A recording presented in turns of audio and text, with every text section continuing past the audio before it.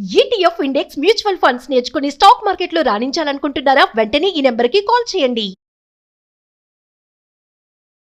నమస్కారం, నేను మీ అడ్వకేట్ సంగీత. నా దగ్గరకు ఒక కేసు వచ్చింది. అదేంటంటే ఒక అబ్బాయి లవ్ లో ఫెయిల్ అయ్యాడు. నేను ఆ అమ్మాయి మీద కేసులు పెట్టాలనుకుంటున్నాను మేడం అని చెప్పేసి అడిగారు.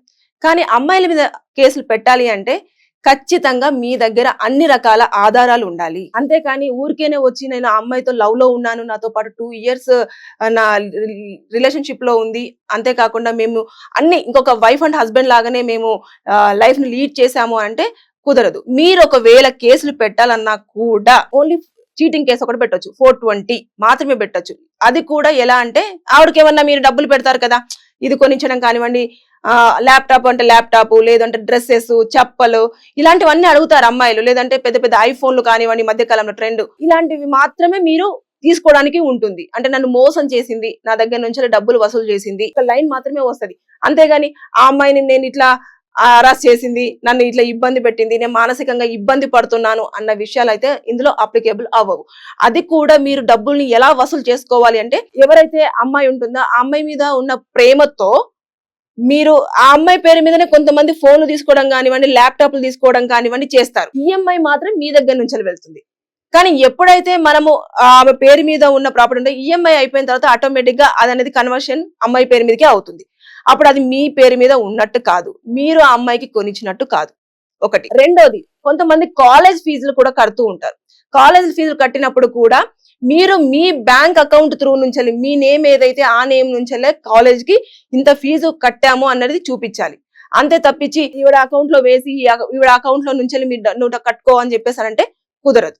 అది కూడా మీకు డబ్బులు మళ్ళీ వెనక్కి తీసుకోవడానికి ఉండదు. అంతేకాకుండా ఇంకొకటి ఏంటంటే, ఎప్పుడైతే మీరు ఆ విషయాలన్నీ కూడా అబ్జర్వ్ చేసేసి అన్ని ఆధారాలు ఉంటాయి, ప్రాపర్టీ కానివ్వండి, తర్వాత నెక్స్ట్ డబ్బులు కానివ్వండి, ట్రాన్సాక్షన్స్ ఏవైతే చేస్తారో ఆ రిసిప్ట్స్ కానివ్వండి, ఏమైనా గిఫ్ట్స్ ఇస్తే ఆ గిఫ్ట్లు కానివ్వండి, ఏదైనా మీ పేరు మీద ఉన్నప్పుడు మాత్రమే మీరు వాటిని చూపించి బ్యాక్ తీసుకోవడానికి ఉంటుందే తప్పించి అది కూడా 420 కేసు పెట్టేసి మిగతా టైంలలో నాకు అవన్నీ నేనే కొనిచ్చేసాను, ఆవిడ యూజ్ చేస్తున్న కార్ నాదే, ఆవిడ యూజ్ చేస్తున్న ల్యాప్టాప్ నాదే, నేను కొనిచ్చిందే, ఆవిడ యూజ్ చేస్తున్న మొబైల్ నేను కొనిచ్చిందే అంటే కుదరదు. ఓవరాల్ గా ఎప్పుడు కూడా కోర్టు దాన్ని స్వీకరించదు.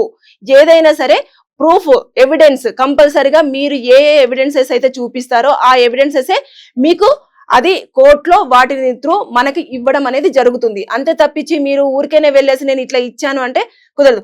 సో అబ్బాయిలు, మీరు ఎప్పుడైనా సరే ఒక అమ్మాయిని ప్రేమించి నిజంగానే మీ లైఫ్ లోకి వైఫ్ గా తీసుకొచ్చుకోవాలి అనుకుంటున్నప్పుడు మీరు అమ్మాయిల మీద మాత్రం కేసులు అట్రాక్ట్ అయ్యేటివి ఎక్కడ లేవు. నన్ను ఒక అమ్మాయి మోసం చేసింది అని కేసులు పెట్టుకునే అంతగా ఇప్పటి వరకు అయితే చట్టాలు మీ వైపు ఈ సెక్షన్స్ అయితే ఇంకా అప్లికేబుల్. ఒక చీటింగ్ పెట్టుకోవచ్చు, అది కూడా డబ్బులు వసూలు చేసుకోవాలనేది అది నేను ఎలా చేసుకోవాలో చెప్పాను. ప్రతిదీ మీ పేరు మీద ఉంటేనే అవి కూడా బ్యాక్ రావడం జరుగుతుంది.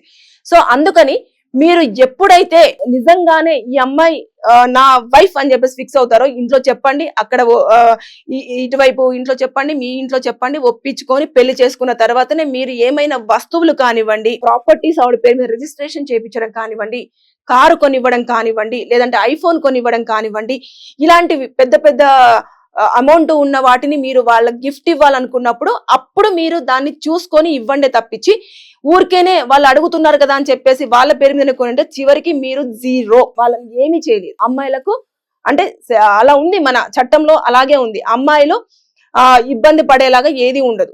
కాబట్టి మీరు కేసులు పెట్టడానికి అమ్మాయిలు మోసపోయాము అని చెప్పేసి నా దగ్గరకు వచ్చినా ఇంకెవరి దగ్గరకు వచ్చినా మేము పెట్టేది ఒక చీటింగ్ కేసు మాత్రం పెట్టగలం. పెడితే దాని ప్రకారంగా మీరు ఏమైతే ఇచ్చారో అవి మీకు కలెక్ట్ చేయడానికి ఇస్తాం, ఈ అన్ని ఆధారాలు ఉంటేనే. లేకపోతే అది కూడా మేము చెయ్యలేము. సో పోలీసులు అయినా సరే ఎవరైనా సరే అమ్మాయిని పిలిపించి మాట్లాడతారు.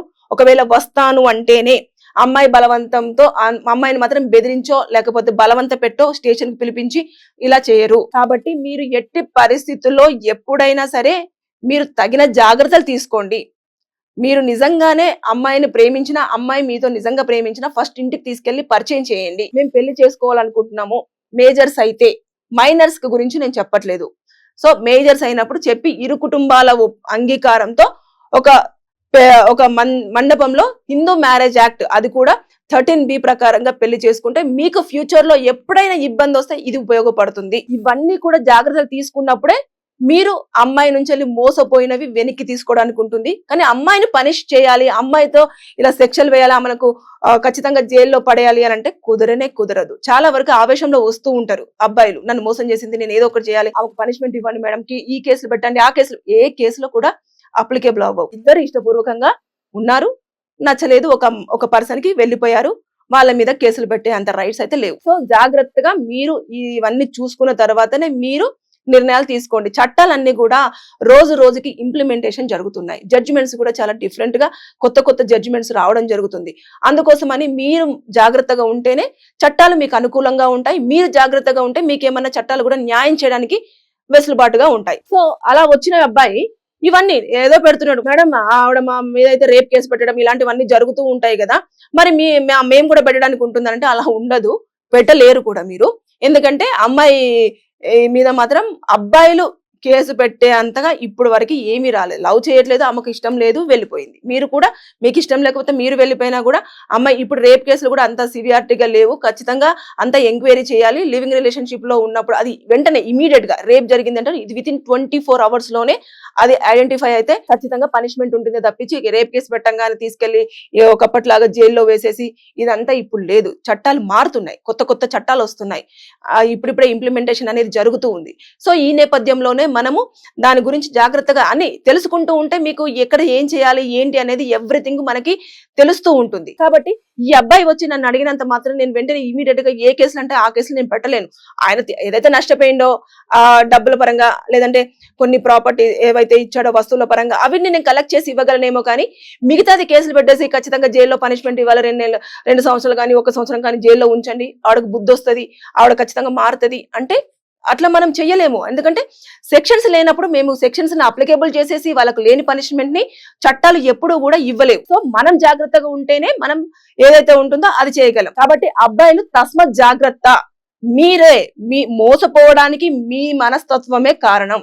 మీరు అమ్మాయిలు చెప్పేది ఎంతవరకు నిజం, నీతో ఎంతవరకు కరెక్ట్ గా ఉంటుంది, ఎంతవరకు మిమ్మల్ని లవ్ చేస్తుంది, ఎంతవరకు మీకు హామీ ఇస్తుంది, ఎంతవరకు మీకు సపోర్ట్ చేస్తుంది అనేది ప్రతిదీ ఎంక్వైరీ చేసుకున్న తర్వాత మీ లైఫ్ లో కరెక్ట్ ఫిట్ అవుతుందా లేదా అని చూసుకోండి. అంతేగాని అంత అయిపోయిన తర్వాత వచ్చి కేసులు పెట్టమంటే కష్టం, పనిష్మెంట్ ఇవ్వడానికి లేదు, మీరు బాధపడాల్సే వస్తుంది. సో మానసికంగా అయినా మీరు శారీరకంగా అయినా లేదంటే ఫినాన్షియల్ గా అయినా ఇబ్బంది పడ్డా కూడా చట్టాలు లేనప్పుడు మేము మిమ్మల్ని ఒక కన్సర్న్ ఇవ్వగలమే కానీ అడ్వకేట్ గా కౌన్సిలింగ్ ఇచ్చేసి ఇలా కాదు బాబు ఇలా అని చెప్పగలమే కానీ మేము మీకు ఎక్కువగా ఇది ఇలా చెయ్యండి, ఇలా చేస్తే ఆ అమ్మాయికి ఇన్ని సంవత్సరాల జైలు శిక్ష పడుతుంది అని మేము చెప్పలేదు. సో కాబట్టి ఆ అబ్బాయికి కూడా నేను అలాగే చెప్పాను. అతను ఏదైతే ఆ అమ్మాయికి కొనిచ్చిన వస్తువులు ఉన్నావో దాన్ని మాత్రం మేము బ్యాక్ తీసుకొని అతనికి అప్పచెప్పడం జరిగిందే తప్పించి మిగతావైతే మేము ఏం చేయలేకపోయాం. ఆ అమ్మాయి వేరే అబ్బాయిని పెళ్లి చేసుకుంది, షీఈస్ హ్యాపీ. ఇంకా ఈ అబ్బాయి కూడా నౌ ఓకే. సో కాబట్టి జాగ్రత్తగా మీరు అమ్మాయిల విషయంలో మంచిగా ఆలోచించి నిర్ణయం తీసుకోండి. Thank you.